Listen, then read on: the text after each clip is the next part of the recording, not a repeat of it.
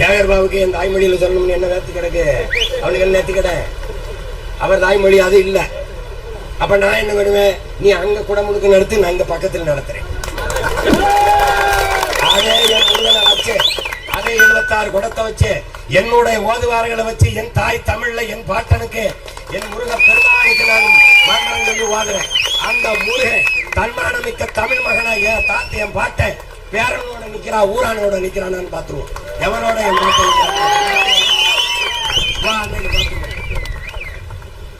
அது மாதிரி அடுத்தது ஆடு மாடுகள் மேய தடை போடுறான். கால்நடைகளுக்கு மேய்ச்சல் இடம் கிடையாது.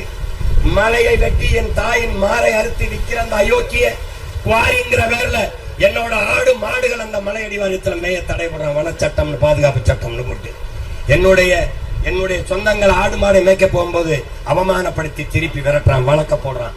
அப்ப என்ன பண்றது? நான் ஆடு மாடுகளின் மாநாடு போடுறேன் இந்த ஜூலை 10ஆம் தேதி. ஆடு மாடுகளின் மனச்சான்று உரையை உங்கள் மகன் பேசுறேன்.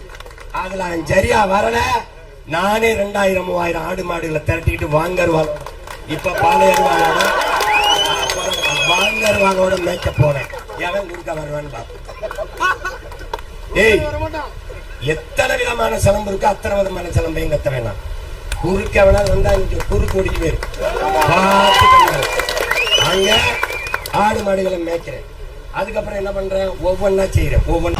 மலர் மாலைக்கு கழுத்தை நீட்டுவதை போல மரண கயிற்றுக்கு எவன் துணிந்து கழுத்தை நீட்டுகிறானோ அவனே உண்மையான வீரன்.